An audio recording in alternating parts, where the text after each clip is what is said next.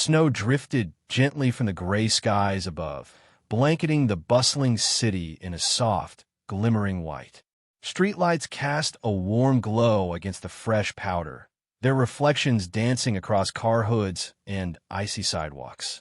Despite the bitter cold, the city remained alive. Footsteps echoed, engines hummed, and laughter occasionally cut through the winter air. But tucked between forgotten alleyways and crumbling brick walls, far from the warmth of that life, a small figure rummaged through a dumpster.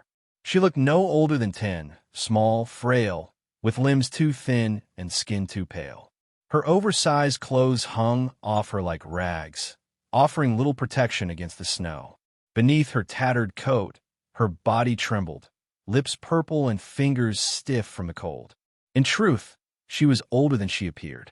Malnourishment had robbed her of both height and time.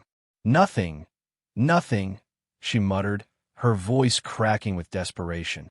Her eyes, glassy with unshed tears, scanned the empty, frost-covered trash bins. Her hands, raw and numb, dug through refuse with the quiet despair of someone who had already searched too many times tonight. Bam! The alley door burst open. Huh, hold up, I gotta take the trash out, a young man called out, stepping into the cold with a black bag in hand. He shivered violently, cursing the temperature as he flung the bag into the dumpster and retreated back inside. The door clicked shut behind him. From the shadows nearby, the girl emerged, silent, cautious, her dark eyes wide with hope. She had seen his uniform, smelled the faint aroma of grease and grilled meat. A restaurant. Her breath hitched as she broke into a shaky sprint, feet slipping on icy concrete as she raced toward the dumpster.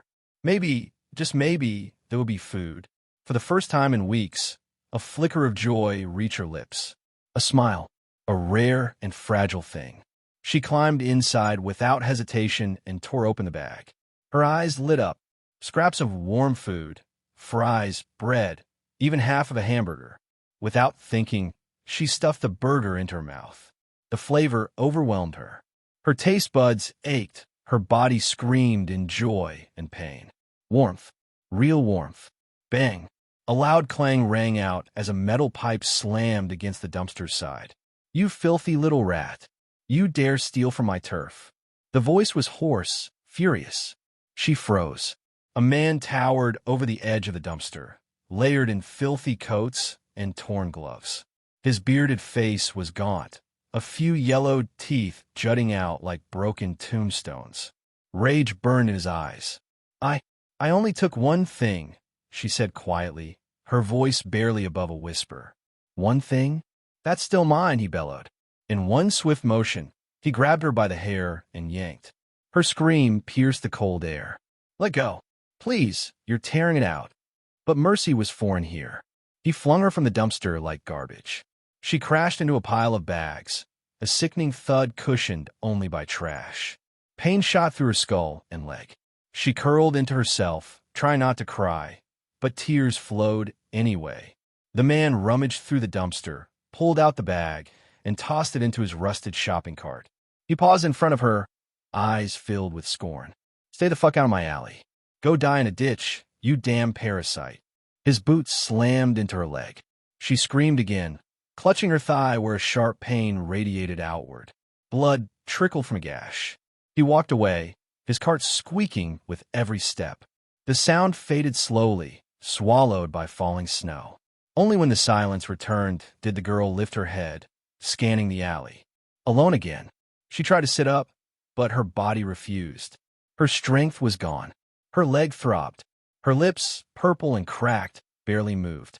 The snow fell harder now. Heavy flakes danced from the sky like silent farewells. She lay back, gazing up into the clouds, her breath growing shallower. So this is what humans are, she murmured. Demons in skin. Her voice trembled. If I'm ever reborn, I'd rather come back as a bug. At least then, no one expects you to survive. Her eyelids drooped. The cold no longer bit at her skin. Instead, a strange warmth spread through her chest. Soft, final, and almost welcome. Peace. Not comfort, but release. In a world where even scraps were fought over, She had lost a battle too many times. At the age of 16, trapped in a body no older than 10, a girl named Kana, homeless and unwanted, drifted into the stillness of death beneath a quiet snowfall, unnoticed by the world that had long abandoned her. The sky stretched wide and brilliant overhead, painted in rich hues of blue. Fluffy white clouds drifted lazily, and birds sang melodies that echoed through the open air. Far below, a sea of green trees blanketed the land, the forest dense and vast. Towering above it all was a solitary mountain, its peak capped with ice and snow, while vibrant flora clung to its rugged slopes. In the distance, islands floated weightlessly in the sky, draped in greenery and veiled in waterfalls that cascaded endlessly into the abyss below. Then, without warning, a crimson pillar of light pierced through the sky and struck a narrow ledge high on the mountainside.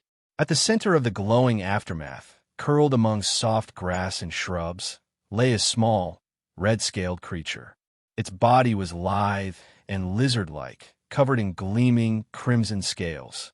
A long tail trailed behind it, and two folded wings rested on its back. From its head jutted a pair of small, curved black horns tinged with red. A breeze rolled through, rustling the leaves nearby. The creature stirred. "MMGH, didn't I die?" A soft, confused voice escaped from its snout. It blinked slowly, adjusting to the light and the strangeness of its surroundings. What is this place? I was in a back alley. Freezing. Starving. I'm sure I died." The creature, girl, rubbed its eyes with clawed hands, then froze mid-motion. "Wait a second, claws. Scales." It stared down at its red, lizard-like limbs and flexed its fingers experimentally. They moved with ease. A grin began to spread across its snout, a glint of madness, or perhaps joy, in its eyes. "Huh, someone did hear me. A god, maybe? Whoever you are, I owe you one." Her voice grew louder, bolder. "Nagano Kana lives again." The creature, Kana, sat up with a giddy laugh. Once a homeless girl who froze to death in a cruel world, she had now been reborn as something else. Something new. Not a bug. Thank the gods I wasn't reborn as a bug. That would have been the worst. Though anything's better than a human.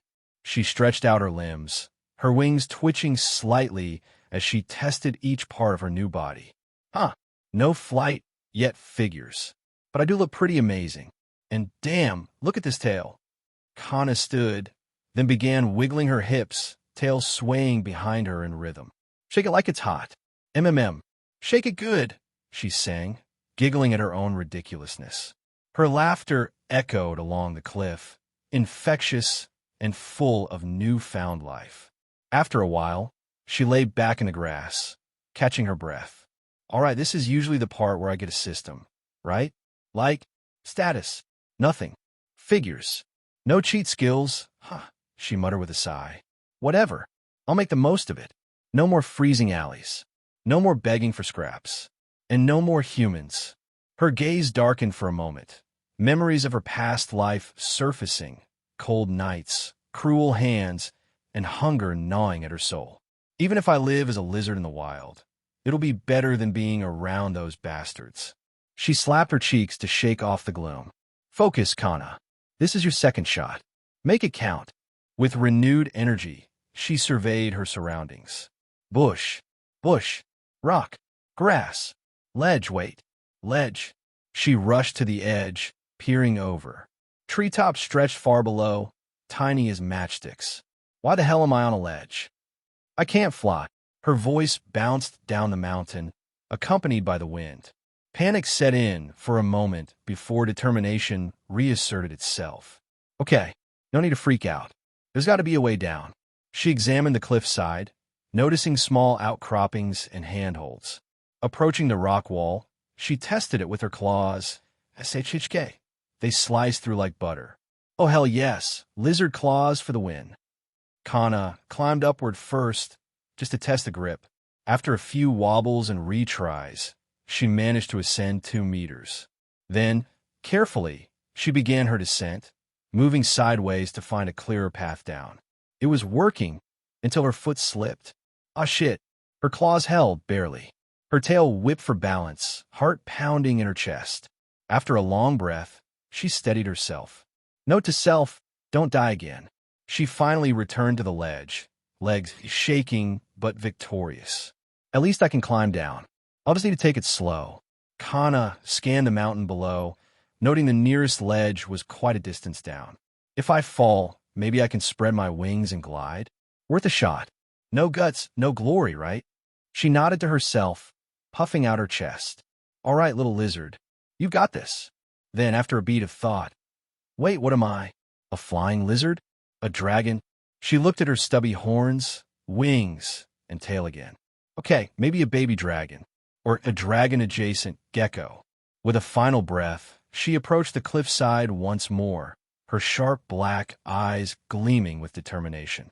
Time to find out what this new life has in store for me.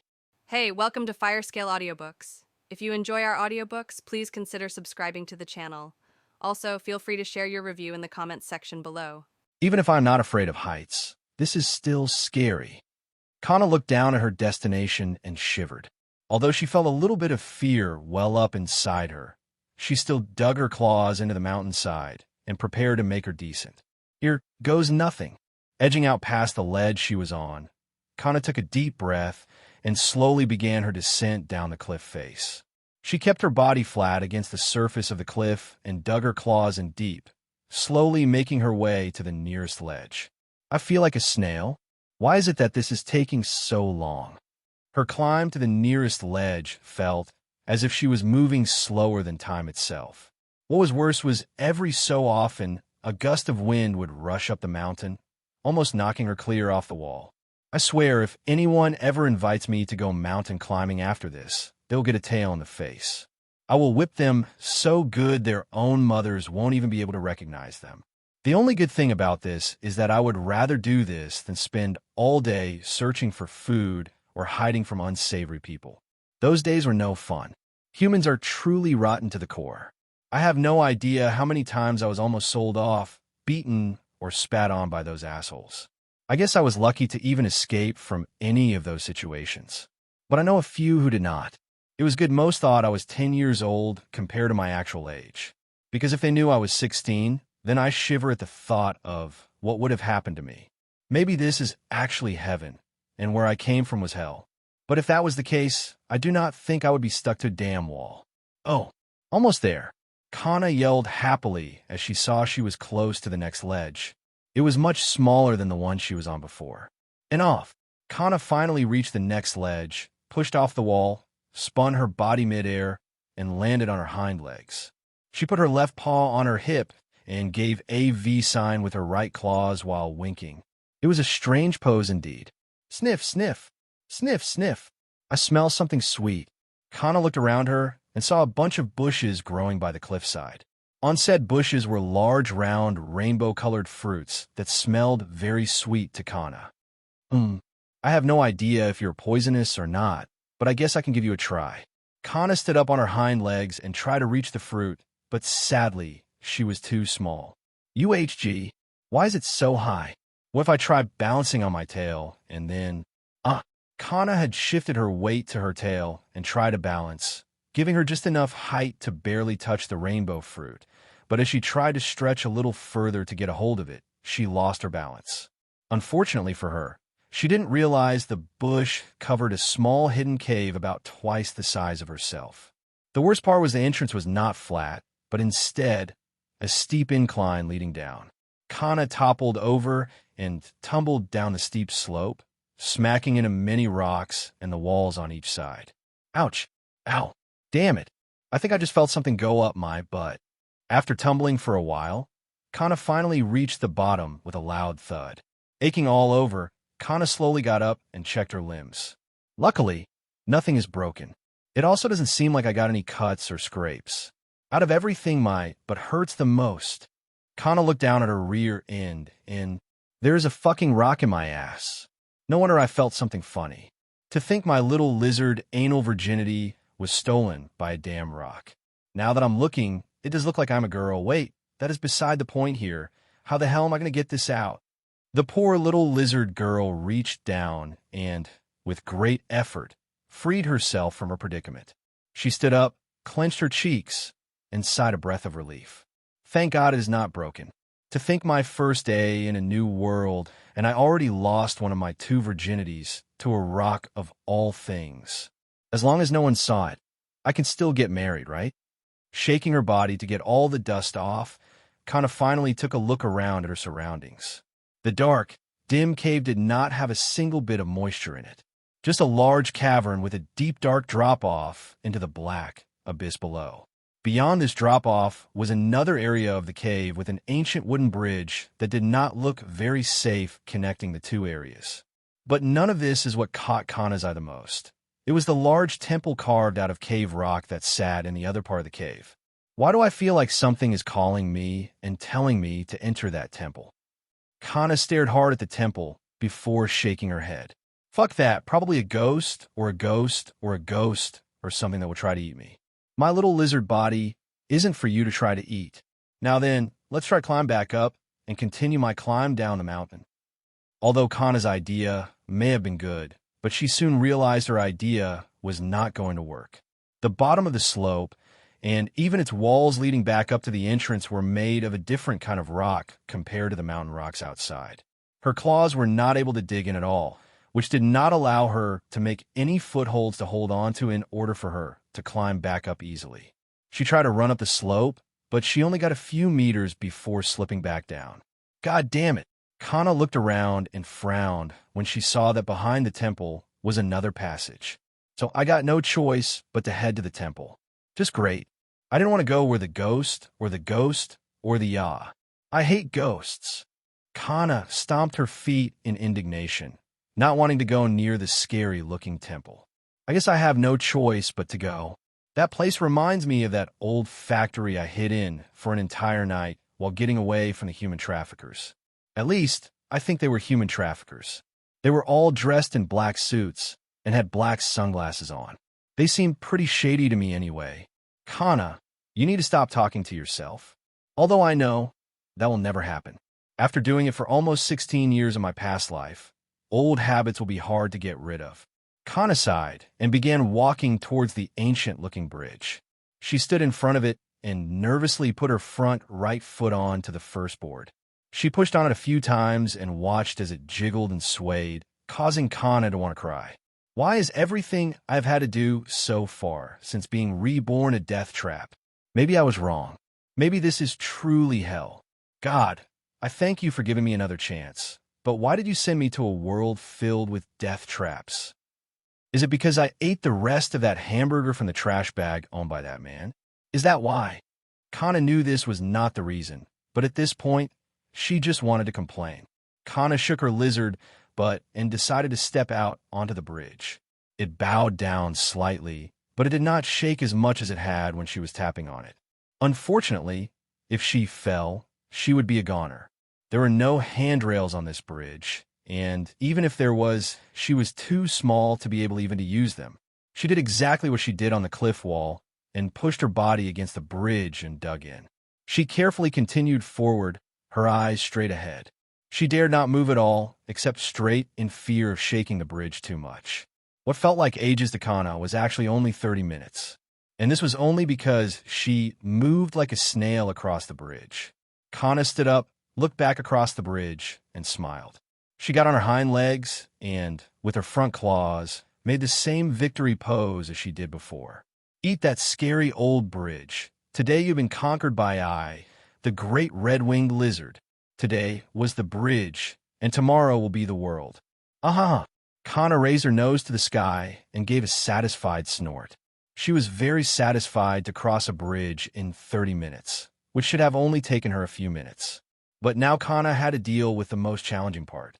She turned her head and looked at the temple in front of her and gulped. All her previous bravado gone instantly. Now, I know I said something about conquering the world, but just so, it was all a lie, okay? Mainly because I do not think I can do this. Kana looked at the temple and shivered in fear. She slowly began to back up until her tail touched the bridge, and a loud cracking sound came from behind her. Kana turned around, and what she saw caused her eyes to almost pop out of her little lizard head. Why? Why did you break? How am I supposed to retreat now? Kana felt depressed as she watched the bridge she had just crossed crumble into splinters of wood. She watched as they fell down into the deep dark black abyss below. She continued to watch until they completely disappeared before turning her head and looking at the temple. She felt as if the temple was laughing at her predicament. She was damned if she did and damned if she didn't. I see now this was all your scheme. You put juicy, sweet-smelling fruits at the entrance to entice me, make me tumble down that slope, made me lose my anal virginity to a rock, and then force me to cross the scary bridge all to get me here. You planned this from the start. Even Kana knew most of this was her own fault, but she rather blamed someone else at this time just to make herself feel better. Kana stood up on her hind legs and pointed at the temple with her right claw. Fine. You wish for me to come inside you so badly. Then I will do just that. Feel the might of this little winged lizard rage. Roar! Kana let out a loud roar that echoed throughout the cavern, which even shocked herself. But after a few seconds, she felt very proud of herself. Sticking her chest out, she jumped forward and charged towards the temple. Of course, Kana's courage was only enough for her to reach the majestic doors of the temple. Isn't this temple a little too big? I mean, I know I'm small, but why is this temple so huge? Kana was not wrong when she asked this. The entrance was at least tens of times taller than the tallest human. But what made Kana even more uncertain about entering the temple was all the strange carvings on the temple columns that surrounded the doors and even parts of the temple walls itself. Different kinds of creatures that Kana had never seen before were carved onto them.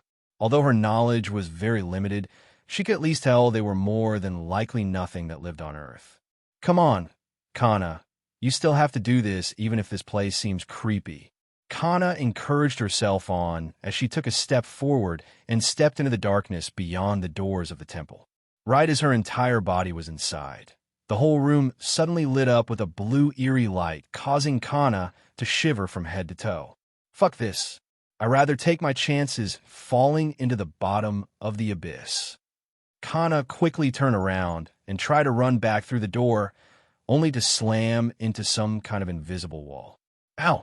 Why? Does this world hate me? Little one, you seem to talk to yourself quite a bit.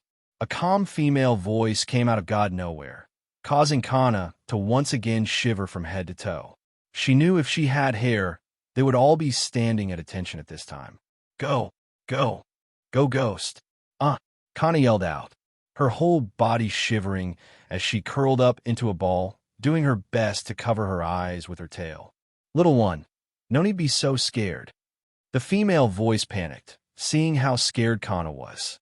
Don't eat me. I don't taste good. My little lizard body is stringy, and the meat is stringent. I will give you heartburn. I even had a rock stuck up my ass. Even now, I just peed a little. You don't want to eat a lizard who pees themselves, right? It would taste nasty. Kana shouted anything and everything in hopes of saving her own little lizard life. She did not care how embarrassing and degrading her words were. She continued to ramble until the female voice really couldn't take it anymore. Will you cut out already? I have no plans to harm you or eat you, the female voice yelled. Her voice sounded like thunder, causing Kana to stop talking instantly. Her little lizard eyes had tears in them as she peeked out from behind her tail. Really? Kana asked as she finally saw who was speaking.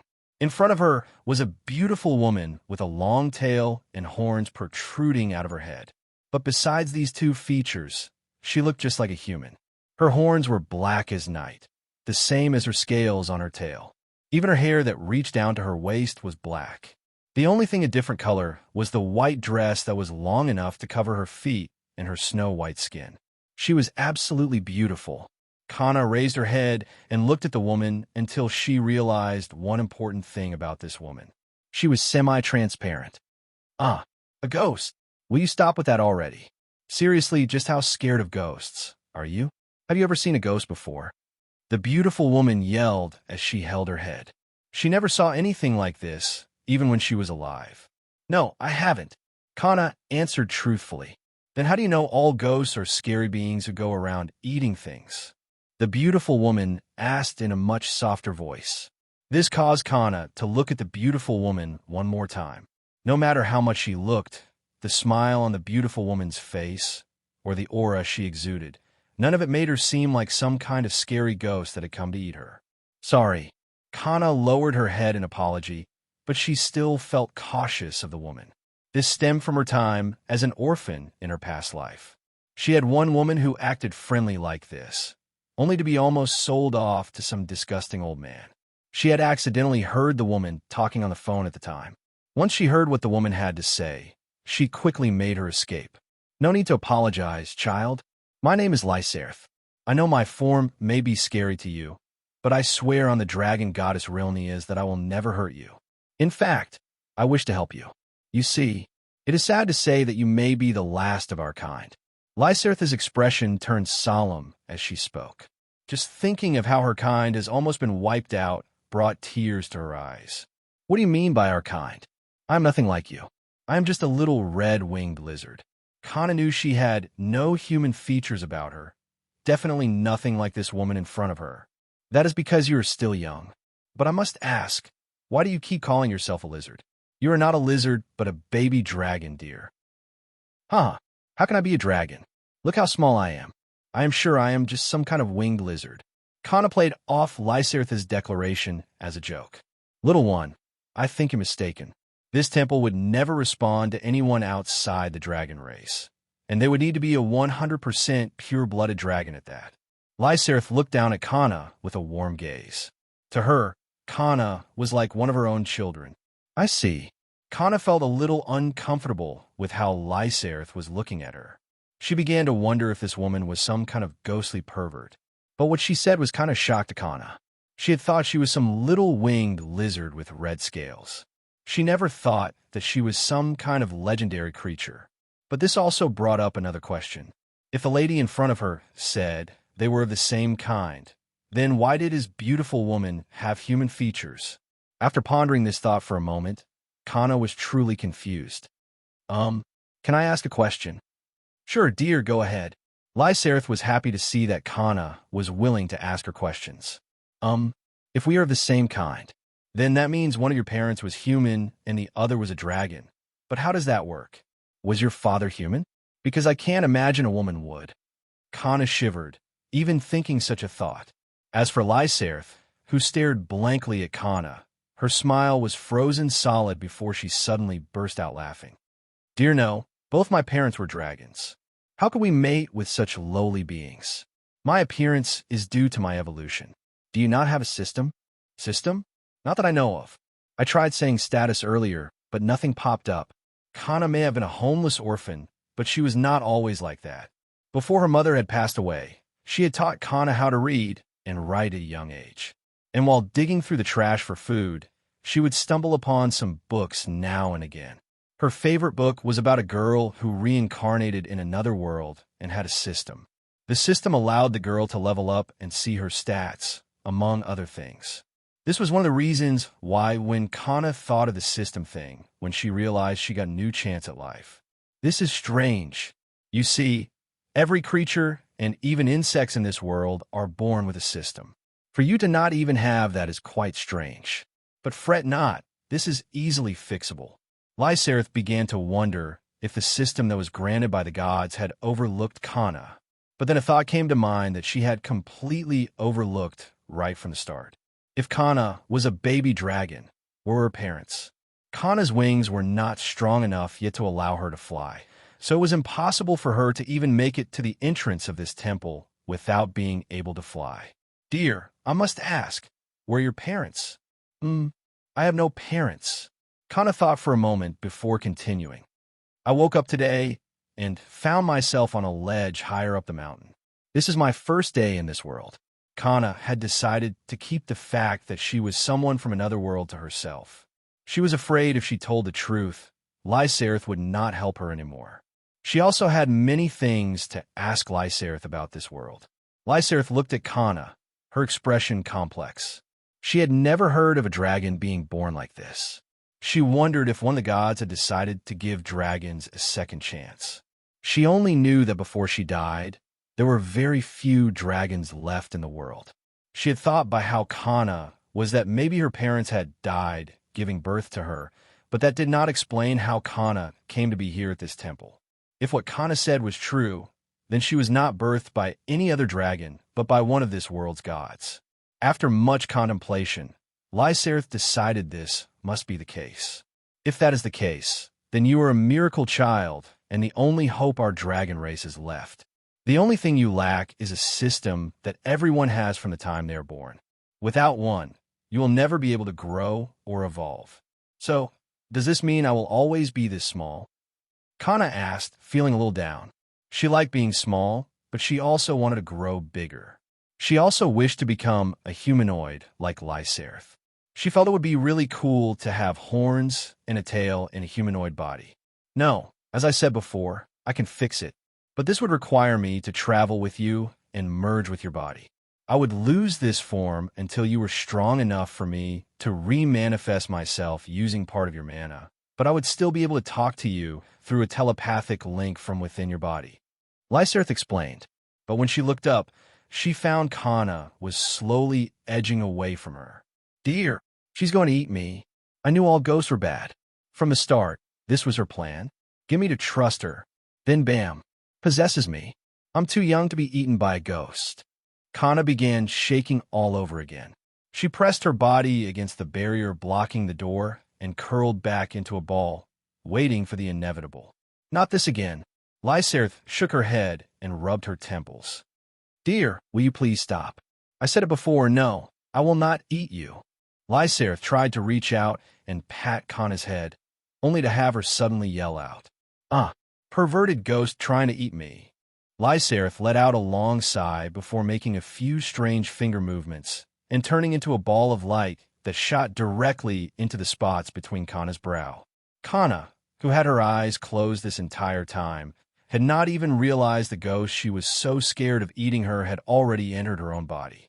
Dear, it's done. You can open your eyes now. Kana slowly opened one eye and saw nothing in front of her, allowing her to calm down slightly. But the words Lyserth had just said confused her. Hello. I'm right here, dear. You can even speak to me in your mind. I will be able to hear you since I am technically a part of you now. Lyserth explained, her tone very friendly and calming. Unfortunately, her words did not sound friendly or calming to Kana. I was possessed. Damn you, God. You sent me here to be possessed by some perverted ghost. She's going to eat me from the inside. Can you stop with the perverted ghost thing? Check your mobility and tell me if you can not move everything on your own. Lyserth quickly raised her voice, causing Kana to stop her ranting and do as she was told. Kana shook her hind legs, her front legs, her tail, flapped her wings, and even shook her little dragon but a few times to see if anything seemed weird. So, you didn't possess me? Of course not. Dear, actually, do you have a name? Lyserth asked. It's Kana. Kana replied, still feeling a little weird to be talking to someone inside her head, not realizing not too long ago she was having full-length conversations with herself. But deep down, Kana was kind of happy to have someone to talk to who would answer her back. Now, isn't that a pretty name? Listen, Kana, I swear I will never hurt you. As my life has passed, I only wish to help you grow and survive. You do not have any parents or anyone else to guide you, right? Lyserth's voice was soft yet soothing. Kana felt Lyserth sounded like a mother. No, I am alone, Kana replied softly, just thinking about the loneliness she felt in her past life as she died alone in a pile of trash brought tears to her eyes. Her mother died when she was only 7 years old, leaving her alone. She was kicked out of her house and forced to live a life on the streets. She had no parents and no one to turn to.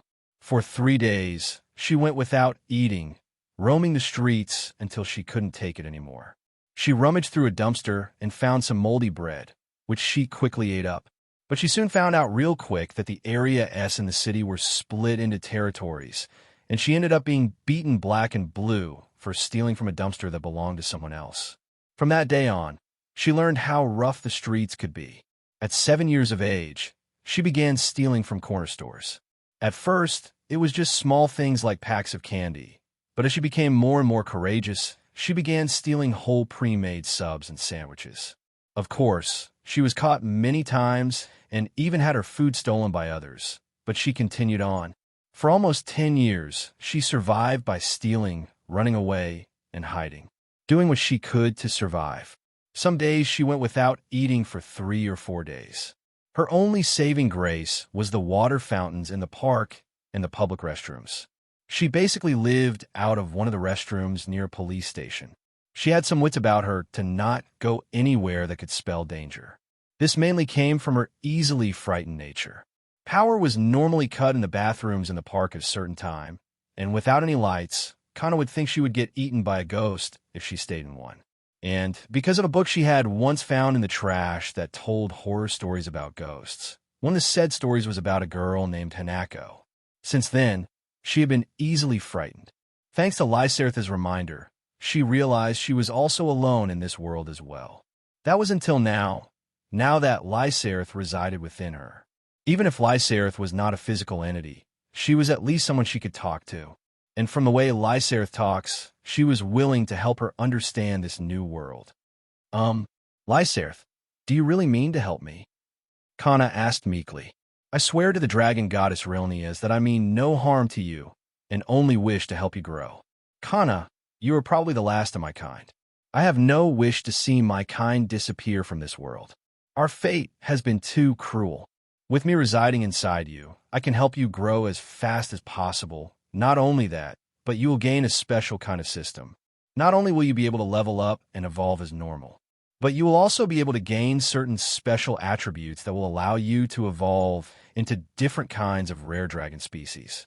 A normal dragon evolution path will only allow you to evolve by a dragon's attribute, such as a fire dragon or water dragon.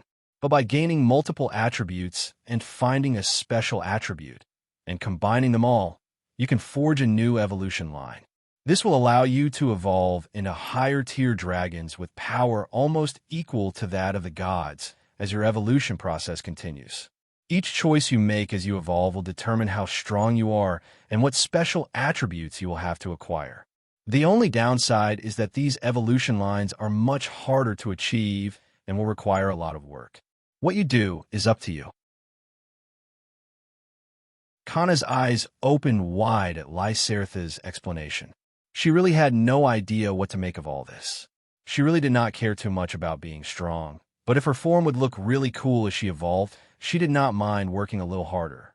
So how do I access this system thing? Oh, that's easy.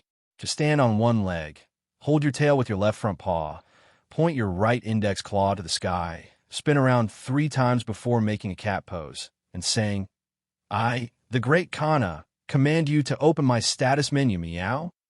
Lyserth, at this point, was totally teasing Kana, thinking she would puff out her cheeks and refute her, but what happened next made her ghostly heart swim with Kana's cuteness. So like this, Kana did, just as Lyserth said. She stood one leg, held her tail with her front left paw, pointed her right index claw up to the sky, spun around 3 times, and then curled her paws up in front of her, arched her back a bit, and said, I, the great Kana, command you to open my status menu, meow. So cute.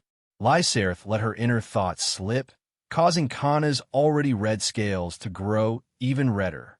You were playing with me. Kana never felt so embarrassed in her life. She wanted to find a hole to hide her little dragon self. I will admit I was messing with you, but it's because you are too cute. I never thought you would actually do what I said. It is a good thing I do not have a corporeal body, or I would have died from your cuteness due to blood loss.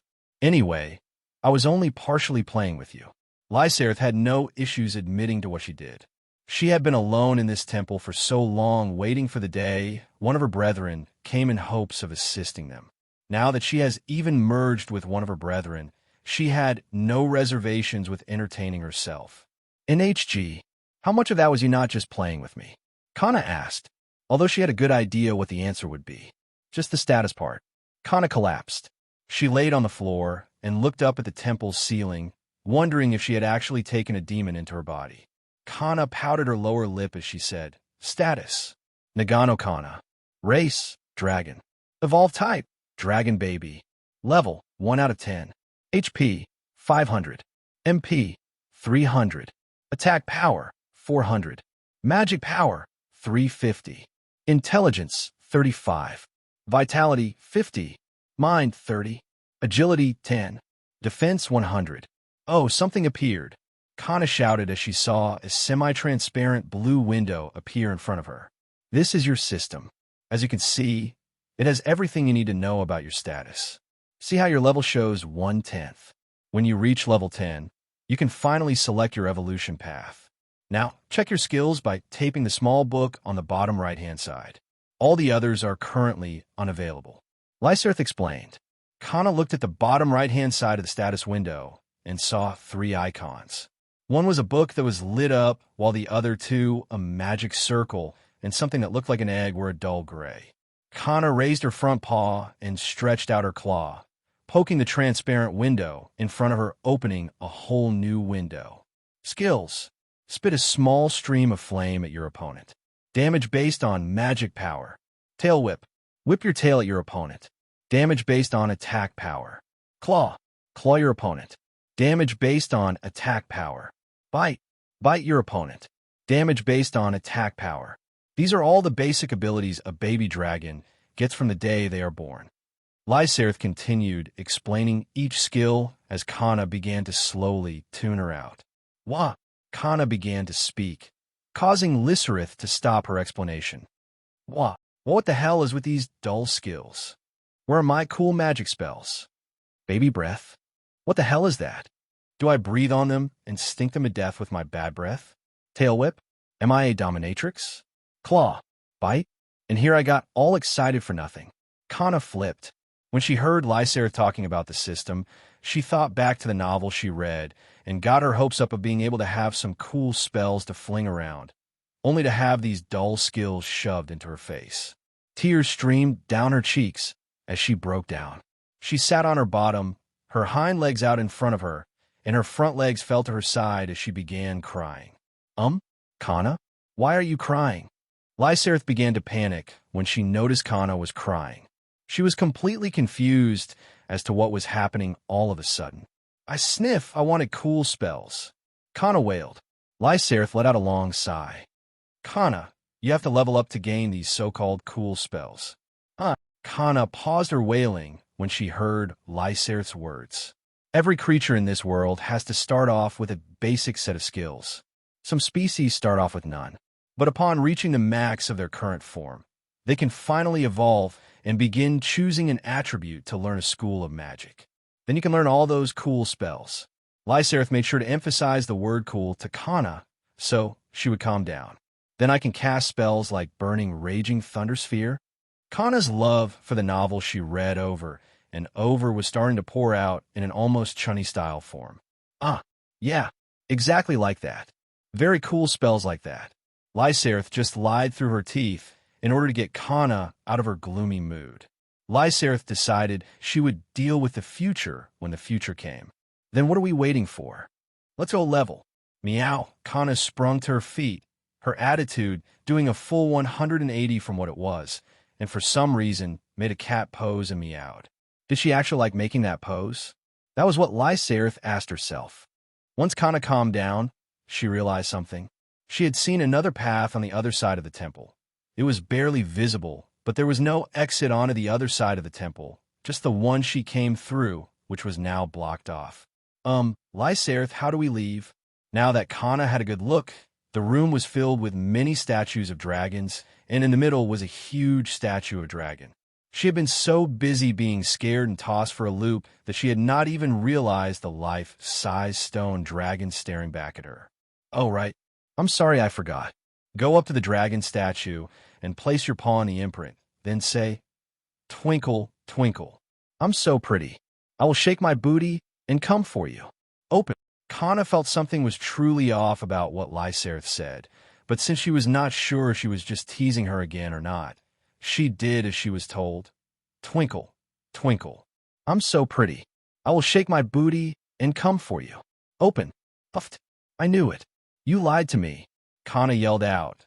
But soon her attention was taken by the rumbling and shaking of the temple as a part of the statue began to break apart in cubed segments. Kana watched in awe as each cube glowed a blue glow and began to line up, creating stairs leading down into a dark abyss. The whole process only took a few minutes, but when it was done, Kana took a peek over the edge, only to shiver from head to toe.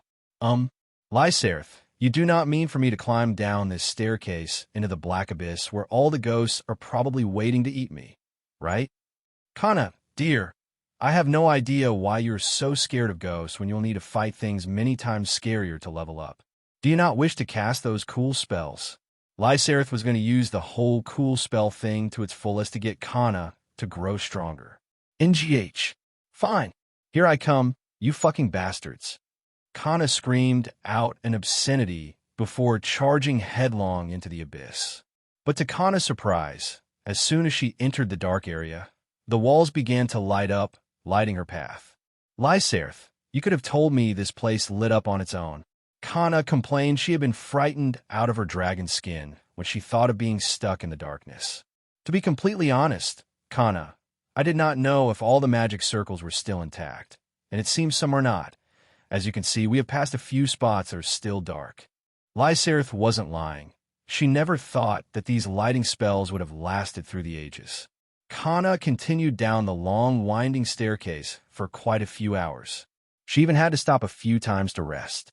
One thing she was happy about was her ability to converse with Lyserth, which was making her journey fun. In her past life, she really could never talk to anyone like this. She was either out trying to secure food for the day or hiding away in the female restroom by the police station at night.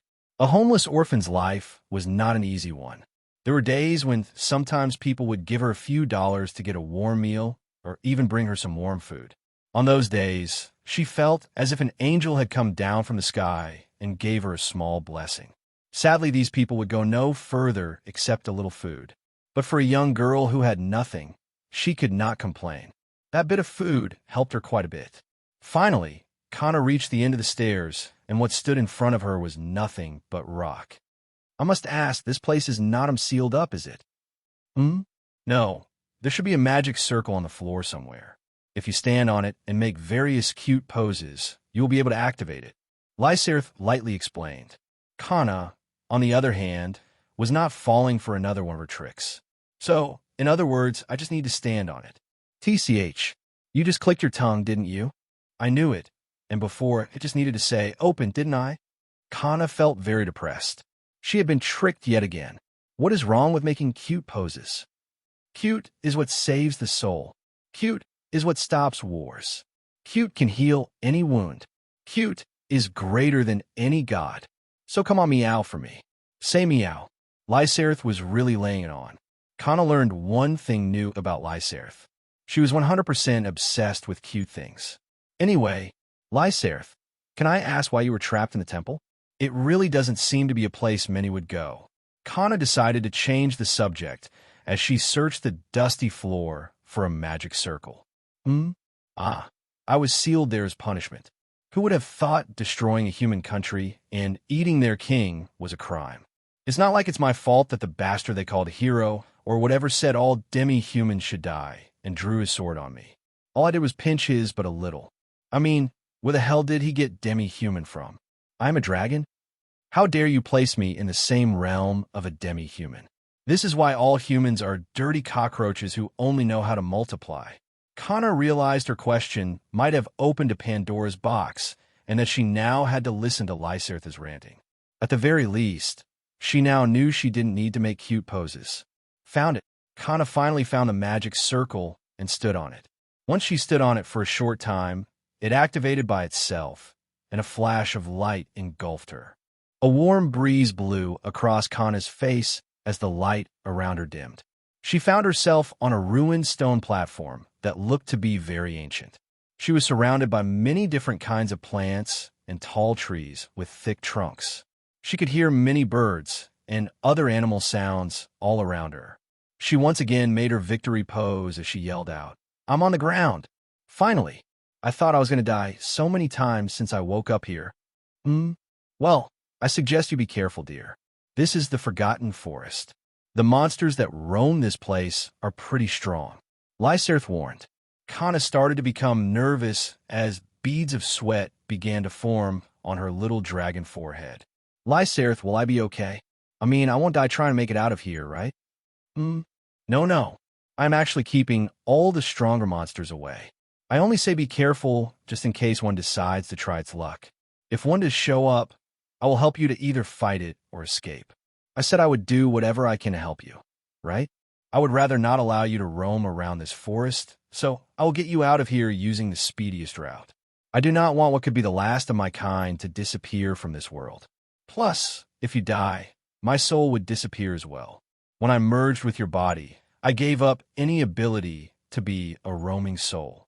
You're basically keeping me alive, and I cannot manifest at all until you are much stronger. So, for now, let's head in the direction you are facing. I'm sure you haven't eaten since you came here, right? Lyserth gave up everything to help Kana. She did not have to. She could have just left her alone and continued to live quietly inside the temple as she was. But when Lyserth saw Kana, she felt hope for her kind.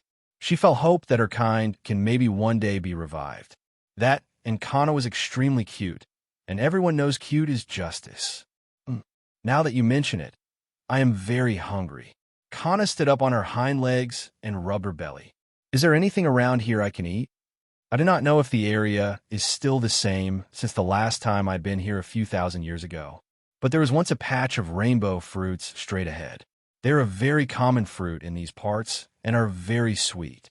Lyserth's words caused Kana to frown. Was that not the fruit that I tried to get before I fell down that slope? I will have to take my revenge then. Kana suddenly shouted out. Come again. Lyserth was confused by Kana's sudden declaration. That fruit you're talking about, it smells sweet, is egg-shaped, and is different colors? Kana asked. Yes, it is. Why? Have you tried one before? It's the fruit of the devil. I will get my revenge by eating all the devil fruits I see. Kana yelled out and charged forward, leaving Lyserth even more confused. One thing both Lyserth and Kana did not take into account was that after many years a small patch of what Kana calls devil fruit had now turned into this massive, overgrown forest of them. Kana pushed past a bush and skidded to a stop as she saw the mass of devil fruits in front of her. She sat on her hind legs and rubbed the back of her head bashfully as she let out a light laugh and said, Ah ha ha, I was just kidding. How could I eat all of you? I'll just take a few. Lyserth snickered. Ah, Kana. Oh, Kana, you are too cute. Luckily for Kana, the weight of so many devil fruit had weighed the branches down enough for her to grab hold of one. She used her front paws and held on tight and backpedaled with her hind legs. And she pulled, and she pulled, and she pulled until Lyserth came back from her cute trip and yelled, Kana, don't do that, you will. Huh? The branches of the devil fruit tree had rubbery properties, and you needed to break the fruit off at its stem in order to pick them. Pulling on them would result in you being slingshot through the air as Kana has. At this moment in time, Kana was having her first taste of what it means to fly and fall without a parachute. Oh, sh*T. I'm gonna crash. Why are my sh*TTY wings not doing anything?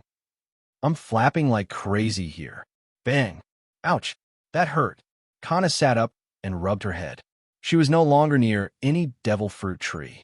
She went to get up but felt that the ground was somewhat soft and furry. Kana turned her head to see a large creature that looked like a bear but had 3 eyes and a horn sticking out of its head. This is not good. Kana, quickly get out of here before it wakes up. That monster is a 3-eyed horned bear. You cannot fight that. Lyserth warned, causing Kana to begin sweating once more. Kana slowly began to move, but she seemed to be on the bear's stomach, which was very squishy and moved every time she did, causing her to keep losing her balance. Whoa, wait, I'm falling. Plop. Kana ended up slipping off the 3-eyed horned bear's stomach and right onto her butt. Ouch. Kana got up and rubbed her butt. At least I didn't get any rocks up there. After shaking her but a bit, she went to leave but stopped when she suddenly felt something looking at her. She turned around to see the 3-eyed horned bear's 3 eyes bloodshot red and staring right back at her. Its eyes looked as if they were trying to kill her with its stare alone. I'm so sorry, Kana yelled as she took off, running as fast as she could. Rawr! Why is it still chasing me? Lyserth, what happened to you scaring big monsters away? Kana cried as she continued to run as fast as she could through the forest, her tail tucked between her legs as she did. I think it has lost itself in rage.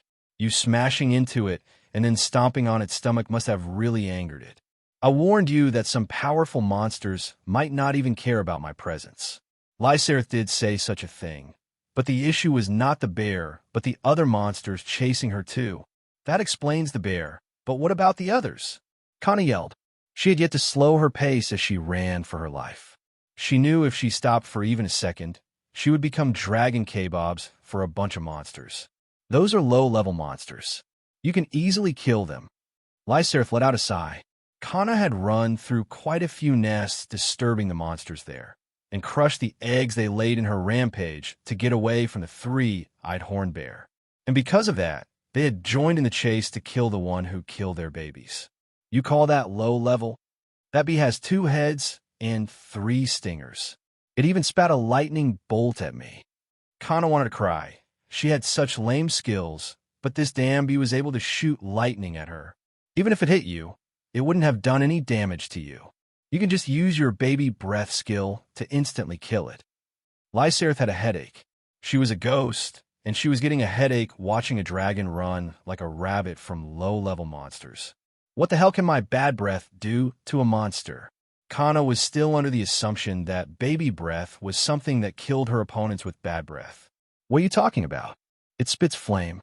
You can roast these low-level monsters instantly.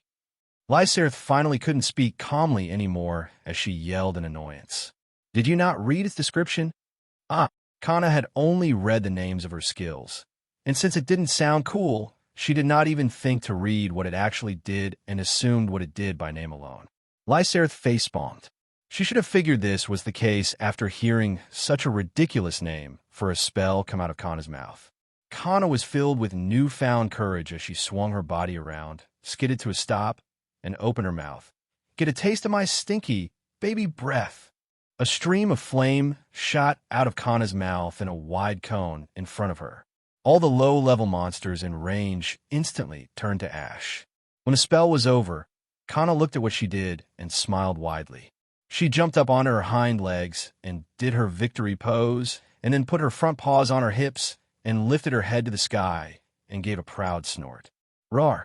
OSH*T, Papa Bear is still after me. Once again, Kana turned into rabbit mode and began running for her life once again. Kana, keep running straight. We will be out of its territory soon. Lyserth had noticed the three-eyed horn bear was slowing down, which meant it was nearing the edge of its territory. 4 high-level monsters. If one stepped onto another's territory, it was basically an act of war, which was why Kana only had to run for a bit longer to make her escape. At least, this is how it should be. It seemed the three-eyed horn bear did not like the fact that the little lizard it had been chasing for so long was about to escape into another's territory. It roared out and swiped its claws at the trees to its side, ripping them right out of the ground, roots and all, sending them flying at Kana. You fucking kidding, right? Isn't this cheating? Lyserth, he's cheating. Kana complained as she began dodging trees left and right. With this being a forest, the three-eyed horn bear had almost an unlimited supply of trees to throw as they ran. And besides the sounds of trees crashing into the ground, there was another sound that echoed throughout the woods. You damn stinky bear. All I did was slam into you and leave paw prints on your stomach. Do you really need to go this far? Bam! A tree flew right over Kana's head, smashing in the ground in front of her. Eek! I take back what I said. I'm sorry for slamming into you. I'm sorry my little lizard feet dirted your beautiful fur. I mean, for such an amazing and beautiful bear, I'm sure all the guy bears are lining up to ask you for a hand in marriage. Roar. Eek. Why did it get even angrier? Did I not just praise it? Kana couldn't understand. Was she not kissing the bear's ass? Kana, that bear is male, and your words just angered it more. It seems you might have touched upon one of its touchy topics. Lyserth let out an exasperated sigh. That thing is male, but it doesn't even look like it has. OSH*T. Kin yelled out as 4 trees flew over her head and smashed into the ground right in front of her. Kana tried to stop, but with how fast she was running, She had no time to stop. Kana, watch out. Bam! Kana, who was unable to stop in time, smashed into the trees in front of her. Luckily, she was able to turn her body in time to avoid crashing head-on. Ow! Kana, this is no time to be nursing your wounds. You need to move, or this three-eyed horn bear just might eat you alive. Lyserth was getting nervous. She could not let Kana die here. Not just because that would mean she would disappear, but because that would mean Kana, who was most likely the last of the dragon race, would die. Roar! Another shadow came flying over towards Kana, causing her to have to tuck and roll out of the way. Eek! Come on, give me a break with the damn trees already. Wait, why did it stop? Lyserth was puzzled why the three-eyed horn bear was not getting any closer to them. It was only throwing trees from a distance. Kana, I think we're actually out of its territory. Let's get as far away as possible. Thank goodness. Kana let out a sigh of relief as she climbed back to her feet and turned her but towards the three-eyed horn bear and shook it back and forth while slapping her cheek with her right front paw. You can't touch this booty. Then turned her head and stuck her tongue out at it. Roar! Oh crap, it's running over here. Kana felt every scale on her body stand up on end as she quickly started running again. Why did you have to taunt it? Lyserth was at a loss for words. Kana was almost out. All she had to do was keep running out of the three-eyed horn bear's throwing range, and she would be perfectly safe. But no, she had to go and taunt it. In a way, Lyserth had to commend Kana for her ability to anger things. You said he wouldn't leave his territory. Obviously, this is not the case. Kana yelled in complaint as she was once again dashing through the woods with the three-eyed horned bear chasing after her. At least this time, it was not throwing trees, making Kana, who once again has her tail tucked between her legs, able to run like the wind. Normally, that is so, but you pissed it off to the point that it no longer cared about territory. Lyserth decided right then and there that if they made it out of here alive, she was going to force Kana to do all kinds of cute poses. Please stop chasing me.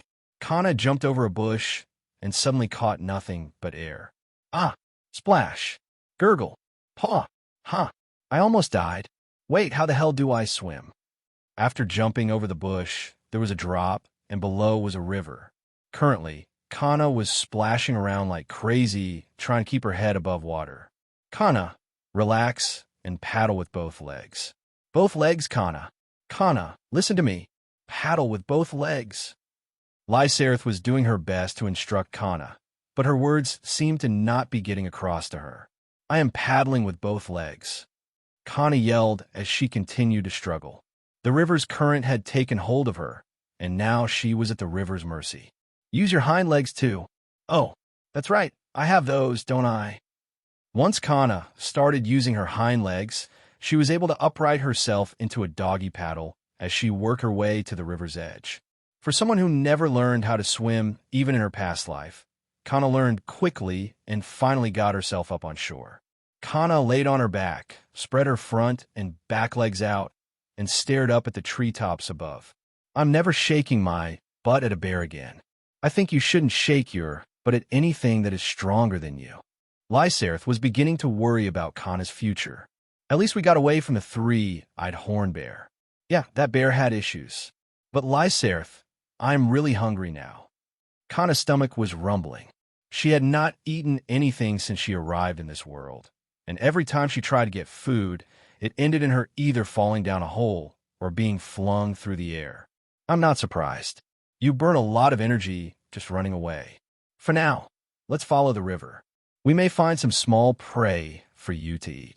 Lyserth hoped all the excitement for today was over. She could sense how tired Kana was after dealing with so much. She hoped they could at least find something to eat before it got too late. Wait, over there is some kind of weird bird. Kana paused her steps as she saw a bird that had 3 legs and a huge tail of feathers. A tri-footed pigeon.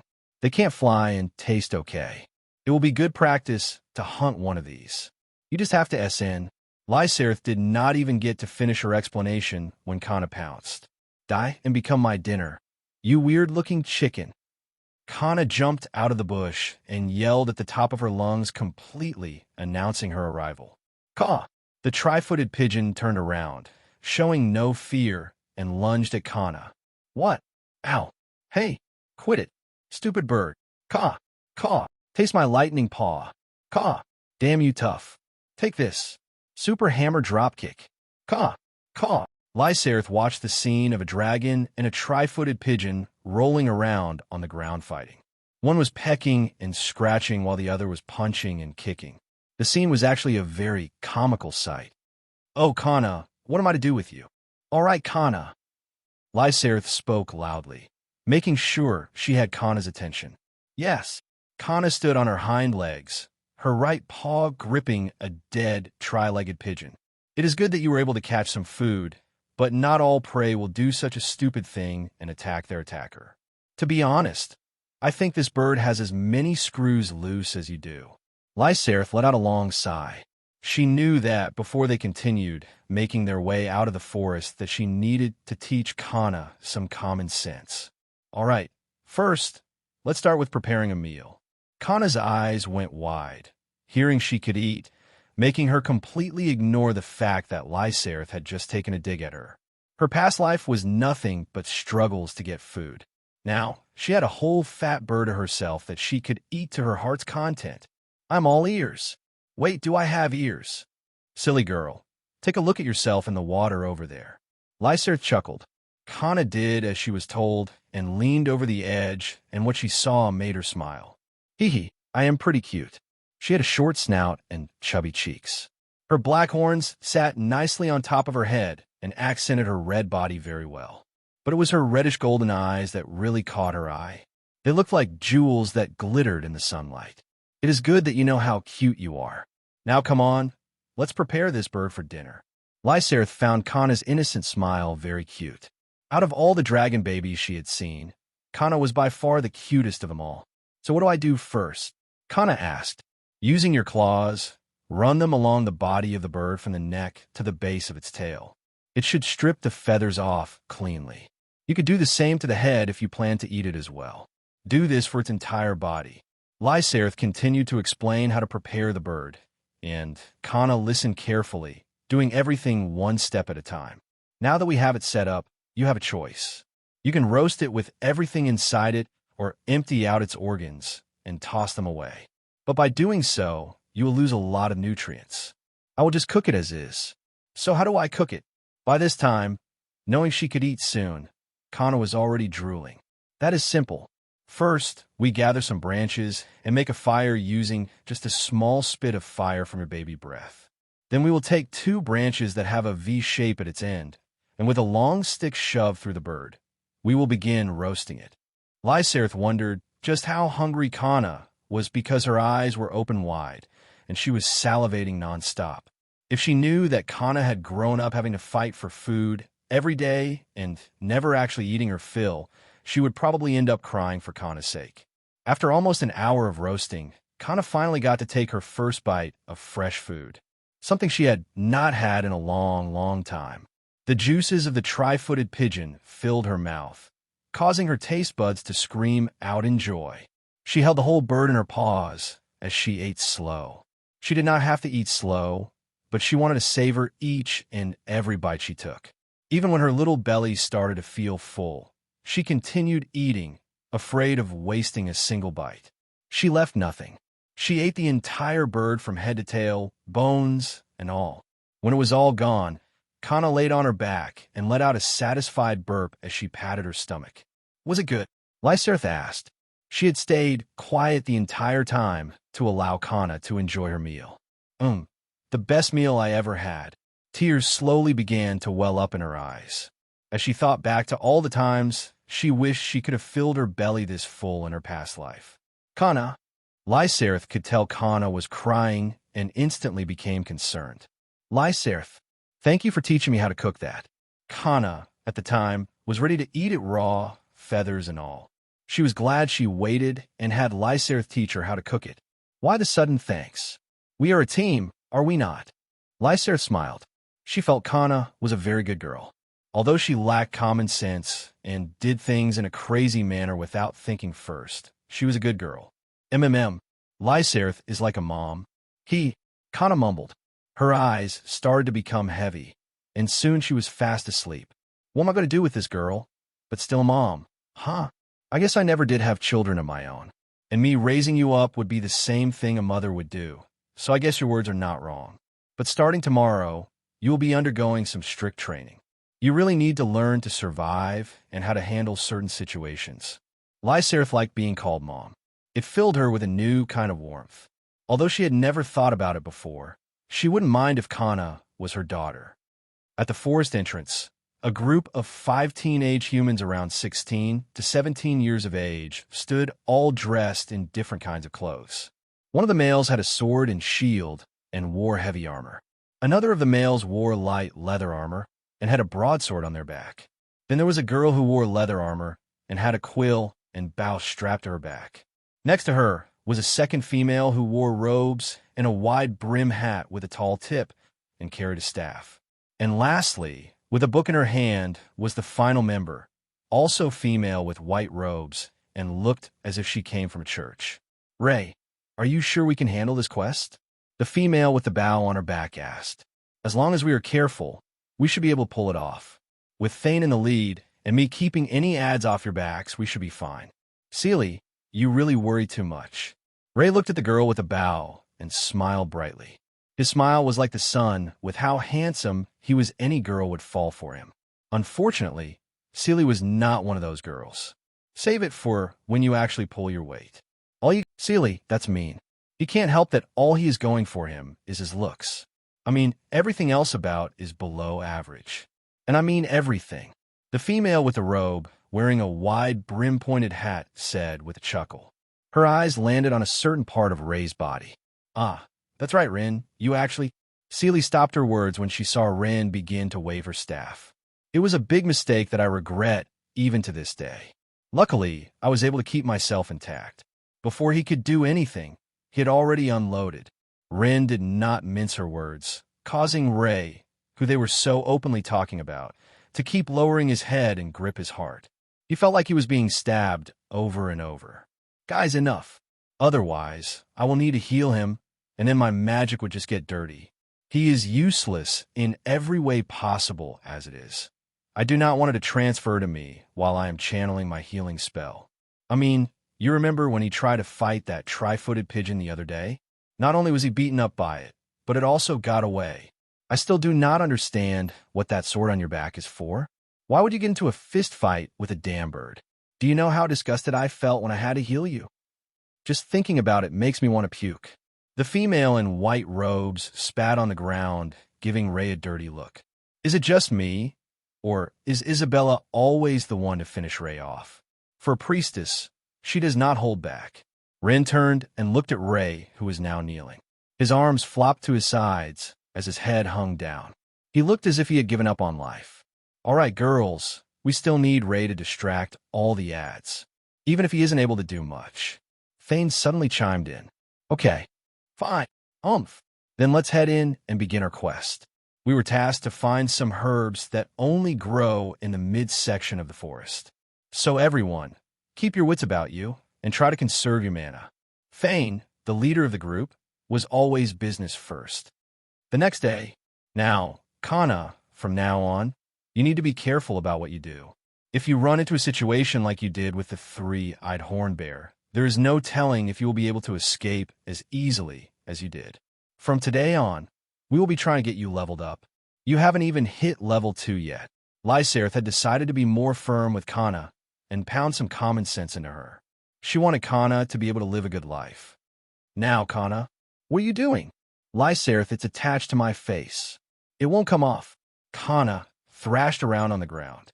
She had noticed a large pink flower that smelt nice and decided to take a sniff, but before she knew it, the flower had closed its petals on her and wouldn't let go of her head.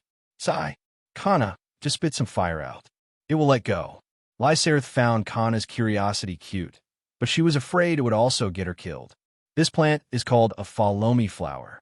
Its sweet nectar is used to attract birds and other animals over to it, so it can then capture them and slowly digest them. Gah, so that thing almost ate me. That is scary. Kana shivered at the thought of being slowly digested by a plant. So, Lyserth, will I be learning how to fight today? Yes, for part of the day, we will work on getting you to level 3. You only killed a few monsters yesterday. When you level up, you will gain status points. These points can then be put into strength, intelligence, vitality, mind, and agility. For your first 2 levels, we will allocate points to your agility only. This will make you faster and dodge quicker. Your base stats for your other stats are already higher than normal. They will be good enough until you hit level 10. So after allocating the first 2 levels points to agility, you will save the rest for your evolution. Evolution will require certain stats to be at a certain level along with gaining an attribute. But along with your evolution, you will also gain a large increase in all your other stats as well. But remember, if you pick a special evolution, you will have to work extra hard. It is up to you, though, if you want to cast cool spells or not. Lyserth wanted Kana to pick the harder route because it would be more beneficial to her. This was why, once again, she brought up Kana's passion for cool spells. If working harder means I can cast cool spells, then I have no problems working harder. It is not like I got anything else to do. What else would I do with my time besides eating and sleeping? Kana wanted to make the most of her new life, so she wanted to hurry up and get a humanoid form. This way, she could explore more of the world with ease. I'm glad to hear that. Now, Kana, since it is still early and you have yet to eat, let's work on how to catch fish, shall we? Once again, at the mention of food, Kana's eyes went wide with anticipation. Will I really be able to catch a fish? Trust me. Just do as I say, and you will be able to catch as many fish as you want. Are you sure this is going to work? Kana asked as she looked at the long blade of grass tied to her tail with a weird bug tied to the other end. Never in her life had she fished before, nor has she ever seen anyone fishing before, so this was all a new and exciting experience for her. Yep, just dip in the water and wait. Once you feel a sharp tug, quickly pull it up and swing your tail towards the land. Lyserth knew this was not the best way to do things, but it was still pretty decent with what they had. Okay, Kana was not too sure about this, but she did as she was told and dipped the bug tied to the blade grass into the river. And she waited, and she waited, and just when she was about to give up, she felt a sharp tug on her tail. She quickly swung her tail to the shore with anticipation. She looked at the end of the grass, excitedly, only to see the bug was missing and half the blade of grass was gone as well. Lyserth, Kana wanted to cry. She had spent almost 20 minutes sitting there only to have her bug eaten on her. I guess without a way to really hook the fish on, it would take quite a bit of practice. Okay, we will change plans and find some small prey. Fishing without the right equipment. We will keep trying every morning just to get some practice in. Lyserth had hoped that maybe Kana would be able to catch some quick fish because they were less likely to run away when being hunted. But she had forgotten that fish were hard to catch in this manner without a lot of practice. She remembered she learned it when she was young, but it had taken her almost a year before she could catch a fish every time. Kana was disappointed because she couldn't taste fish just yet, but now that she was going to go hunt for some food, she didn't mind giving up the fish. To her, food was food. Kana traveled through the forest in search of her breakfast. Lyserth was teaching her how to walk silently in order to not disturb any of her unsuspecting prey. In only a few minutes, they finally ran upon a small deer with 6 legs and 2 puffy tails. Kana, you're in luck. A 6-legged deer tastes very good cooked or uncooked, but are very hard to catch. Keep low to the ground and try your best not to make a sound as you get closer, okay? I will do my best, Kana said as she pressed her body to the ground. She began sneaking up behind the 6-legged deer. When she was in close proximity to where she could pounce on it, Lyserth told Kana to get ready. Kana kept the front of her body low to the ground and raised her, but up in the air a bit. Her tail curled up towards her back, and in her excitement, her dragon was swaying back and forth, and on Lyserth's command, Kana pounced. Kana jumped up into the air right at the 6-legged deer. She was so fast, it was like a blur of motion as she tackled the 6-legged deer, who let out a scream of pain. Bite!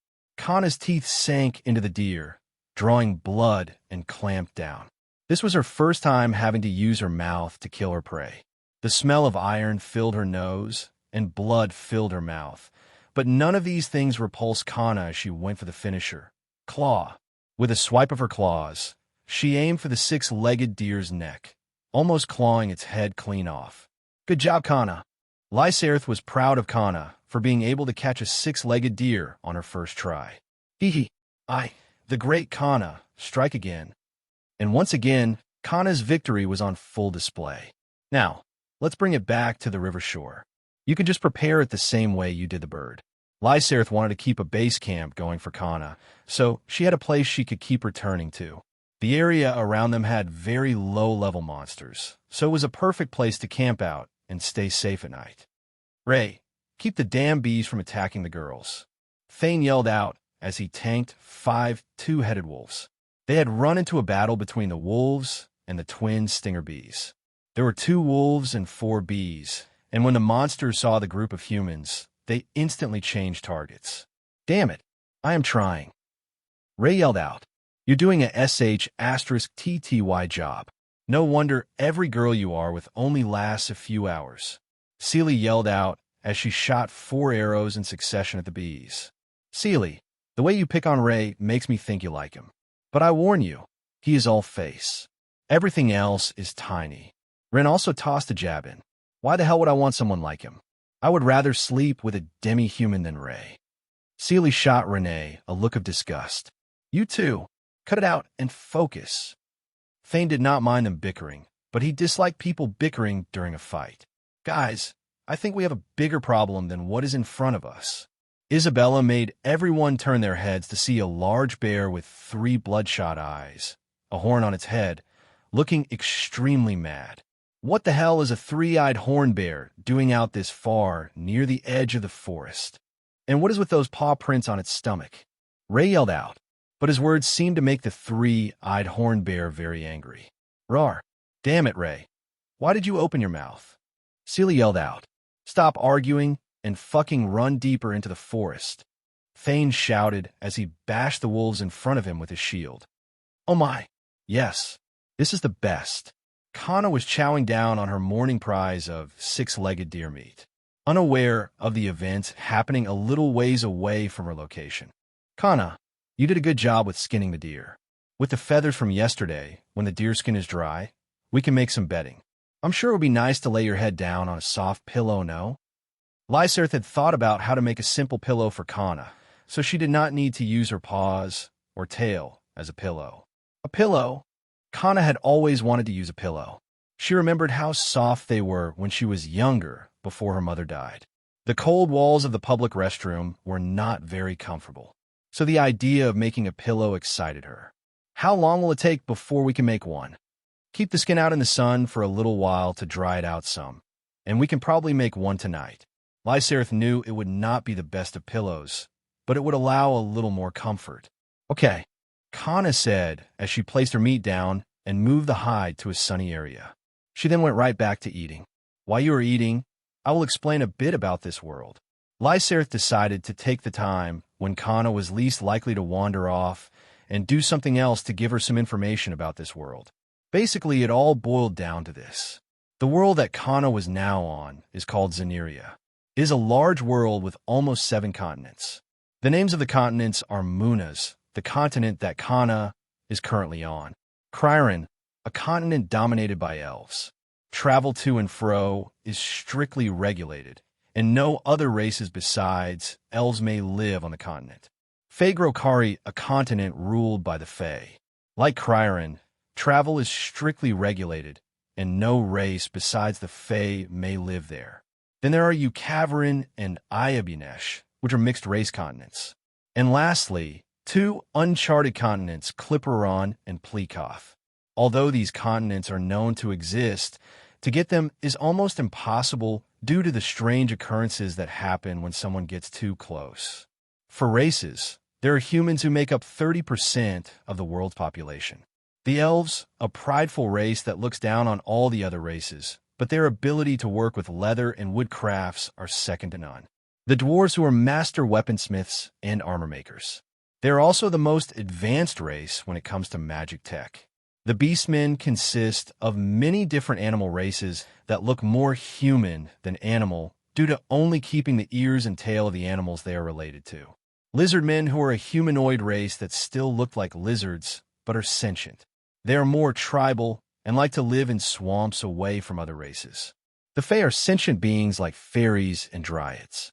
They normally can only be found on the Fagro-Kari continent. Second to last are the mermen who live in the oceans of Zeneria. They hate all surface dwellers and hardly ever leave the oceans. And lastly, the insectoids are insect monsters who have evolved to have humanoid features. Although they are sentient, they still live with the nest they were born in. As for dragons, they are thought to be extinct and can only be seen in storybooks. They were once the ruling race of this world and the strongest beings. What caused their race to go extinct, no one truly knows. Not even Lyserth. She only noticed less and less dragons were passing through the temple as the years went on, until finally none showed up at all. So when Kana appeared, she could only think that maybe Kana was the last of her kind. The continent Muna's the one Kana was currently on is mainly a human control continent. While they control most of the continent, they do not control it all since beastmen and dwarves also have huge kingdoms on it. The continent is home to 6 separate countries. There are 4 human countries: the Bodis Empire, the Yuzurus Kingdom, the Illyrian Kingdom, and the Euthia Theocracy, where the human goddess Euthia is worshipped. As for the dwarves, they rule the Stonehammer Kingdom, which is tucked away in a large mountain range that spans many kilometers, and the beastmen rule the rural kingdom. Kana was in the Forgotten Forest, which was on the east side of the Illyrian Kingdom. It was a small kingdom, but it held a very strong army. Kana, do you get all of this? Lyserth, you say something? Kana's cheeks were stuffed with deer meat as she chewed and continued to stuff more inside it. Kana, listen to what I am saying to you. Lyserth was speechless. She had just explained so much, and the damn girl did not even listen to her. And so she was once again forced to repeat everything she said, making sure Kana learned it all in the process. Now, Kana, out of all the races, you have to be careful of humans those most. They were evil and vile. They will do anything to trick others into doing their bidding.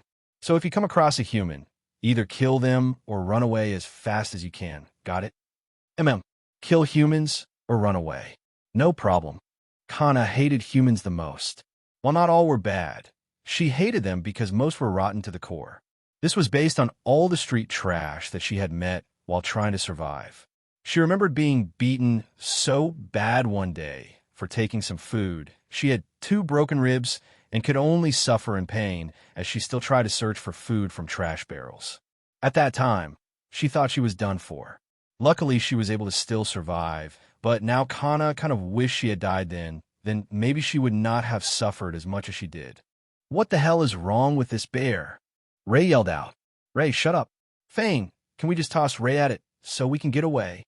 Seely shouted.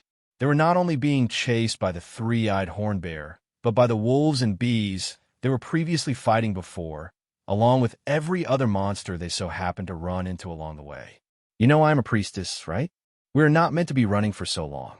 Isabella was sweating from head to toe. Her lungs hurt, but she dared not stop running, or she would definitely get eaten alive. Damn it. Thane ran over and scooped Isabella up, because she was really starting to lag behind. He then also scooped up Ren, who was also having a hard time. His strength stat was the highest out of all of them, so he could easily run carrying a girl or 2. Oh, fine. Forget about me, Thane. I'm fine, Thane. I can run for days, Thane. Seely complained, seeing the special treatment the other girls were getting. Seely, out of all the girls, you're the only one who can keep up with us. If you want to be carried, ask Ray to do it. Thane chuckled. Although, he laughed, he did feel slightly bad about not being able to carry her too. Screw that, I would rather jump in the damn bear's mouth than be touched by that thing. At least the bear is cuter. Seely once again shot invisible arrows piercing Ray in the heart. Tail whip. Kana slammed her tail down onto a 2-headed wolf. She was currently in the process of fighting 2 2-headed wolves that she ran into while looking for monsters to kill to raise her level. Whoa. Hey, buddy. I do not know if you're a male or female, but it is not nice to touch a girl's, but without asking first. After knocking one wolf for a spin, the other wolf tried to attack Kana just before she landed, almost clawing her butt. Take this. Claw. Now Kana could have killed these wolves quickly with her baby breath, but Lyserth restricted her from doing so in order to gain some actual combat experience.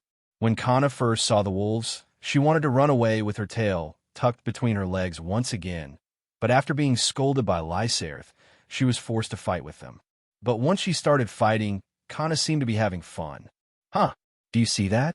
That is what you get for trying to touch this booty. Kana yelled after sending the second wolf flying, all the while shaking her little dragon, but, Kana, stop playing around and kill them, or they will run away.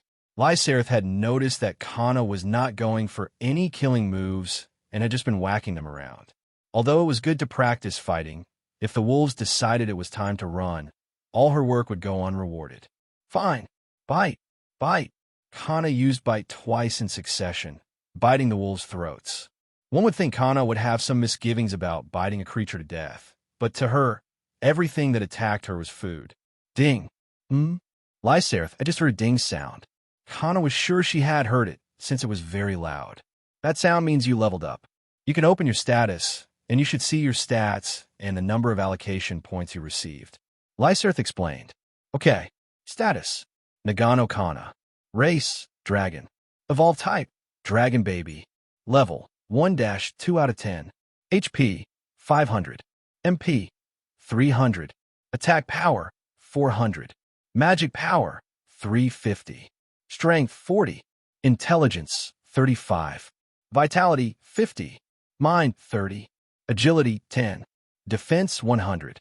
It says 5 points, doesn't seem like a lot. Kana frowned, seeing the 5 status points. It is normal for your level. Until you evolve, you will only gain 5 points. After you evolve, it will be 10 points. But the number of levels you will need to gain will also double. Right now, you need to gain 10 levels for your first evolution, but after you evolve, it will be 20 levels. This world system seemed to work in a way that kept it from being too easy to evolve.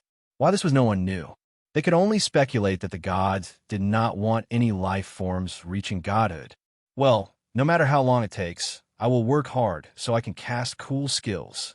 Kana didn't mention it, but she also wanted a humanoid form like Lyserth had. But it was mostly the spells she was looking forward to. All right, stick all your points into agility, and then we will continue. We will get you to level 3 today, and then make our way out of the forest. We will find a place outside the forest to make our home base, preferably someplace near a water source. Lyserth did not want to stay inside the forest like they were now, since there were always unforeseen factors. It would be better for Kana to come here during the day to train, then return to a base camp someplace outside the woods. Okay, so agility. Kana tapped the plus sign next to where it said agility. Status points, 5-0. Agility, 10-15. All set. Kana already felt her body feeling a little lighter. All right, continue. And no more playing around. Yes, ma'am. Kana stood up on her hind legs and brought her right paw to her forehead, giving a salute as she answered. After a few more hours of hunting monsters, Kana was finally able to meet her quota of reaching level 3. And 5 points into my agility. Nagano Kana. Race, Dragon. Evolve type, Dragon Baby. Level, 2-3 out of 10. HP, 500. MP, 300. Attack power, 400. Magic power, 350. Status points, 0. Strength, 40. Intelligence, 35. Vitality, 50. Mind, 30. Agility, 15-20. Defense, 100. Not bad, but once you hit level 5, your leveling will slow down by a lot. My guess is you can maybe get half a level a day at that time. Lyserth was happy with today's gains. With the extra 10 points in agility, Kana would be able to move much faster. This would allow her much more survivability. What's that? Kana saw a shadow flying overhead, and then, boom! What the hell was that? A tree? Don't tell me. Kana's whole body shook in fear as she turned her head in the direction the tree had come from, and out of the bush, a group of humans came running out at full speed. And behind that, a certain furry creature she remembered very well. Rar. It also seemed to remember her as well. sh*t, it's back. Kana, run. Lyserth knew Kana was still not strong enough to fight the tree-eyed horned bear. So Kana had no choice but to run away. Kana did not need anyone to tell her twice as she turned around, tucked her tail between her legs, and turned into a speedy rabbit once more. The only thing was there was also a group of humans following her. Hey, you humans, fuck off, will ya? Am I hearing things? Did I run so much I went crazy? Did that lizard just tell us to fuck off?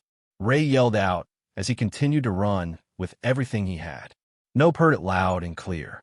That monster just told us to fuck off. Thane was also surprised to see a monster Kana's size talking. Never mind talking. She was telling them to fuck off. I think it was only talking to Ray. I mean, he is hated by all races, especially women.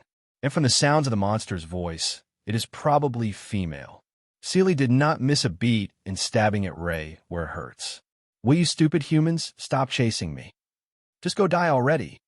Kana yelled, and as she ran, she used her tail to pick up a rock and threw it behind her. Ouch! What the hell are you doing? Don't throw rocks at me.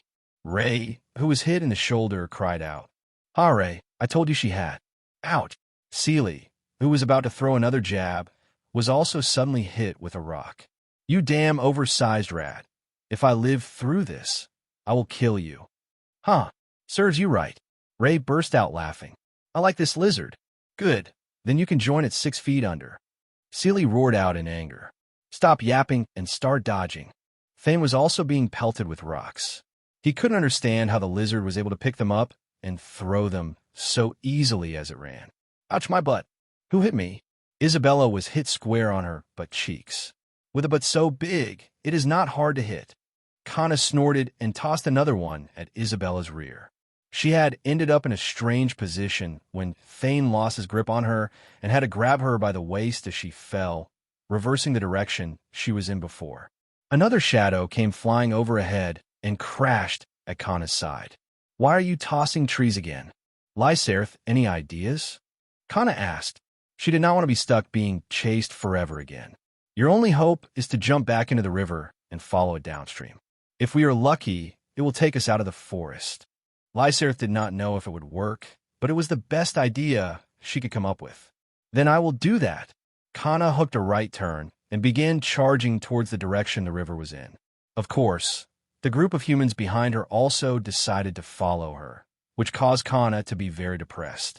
Not only did she have a hateful bear chasing her, she now had a group of humans chasing her. Why won't these stinky humans just become the ugly bear's breakfast? Rar. I meant beautiful bear, beautiful bear. Kana quickly rephrased her words after hearing she angered the three-eyed horned bear once again. Kana, get ready. We are almost there. Lyserth announced as Kana plowed through a bush and, like last time, grabbed nothing but air. But this time, she was ready, thanks to Lyserth's warning, and held her breath as she fell into the water. Behind her were 5 more splashes as well. Heh, stupid humans. You actually followed me into the river. I hope you all drown. Shut up, USH*TTY lizard. Get over here, so I can shoot you with my bow. Seely was so mad that her face was turning red. Of all things, she did not want to jump into a damn river. Rar, angered over once again, watching his prey escape from it. The three-eyed horned bear swiped at a tree next to him, sending it flying at the group of humans and Kana. Just give up already. Stupid bear. Kana watched as the bear followed the river, chasing after them, not willing to give up. I do not think we will be able to get away. That bear is obsessed with killing you. Then what do we do? Kana did not want to die again, and she didn't want to keep running like she was now. Not to mention there were a bunch of humans around her too. She did not want to get anywhere near humans, and now she was stuck running away with them. She started to wonder if the god who gave her a second chance got bored and decided it would be funny to send 2 things she hated the most at her at the same time. Try to swim to the opposite shore if you can. Only then can we formulate a plan. Right now, we are in a bad position. We cannot even get away quickly while in the water. If we can get to the other side, the three-eyed horn bear will need to search for you again. By that time, we may be able to escape the forest. Lyserth could not think of any other plan. She knew Kana was no match for this bear until she reached her third evolution. This was why the three-eyed horn bear had its own territory. The three eyes and horn told her the stage of evolution it was in. If it had two horns, it was in the fourth stage. Okay, on it. Kana did her best to stay above water as the river's water rose and sank. But as Kana continued to swim, she realized she was being followed. Why are you stinking humans following me? Who would follow a dirty lizard? Sealy was the first to shout out. But in truth, they really were following her. Everyone knew animals had better survival instincts than humans. And since they just so happened to have an intelligent lizard leading the way, they might as well hop on for the ride. Kana felt defeated because there was nothing she could do about them following her while she was in the river. Knowing this, she continued forward only to see a large shadow once again flying overhead. Again, the tree hit the water surface, causing a huge wave to come crashing towards Kana. She took a deep breath and ducked under the water and swam to a nearby sunken log and latched a hold of it with her tail. She did not care what happened to the humans, but she really did not wish to be washed back towards the opposite shore. Kana, it's fine now. You can continue forward.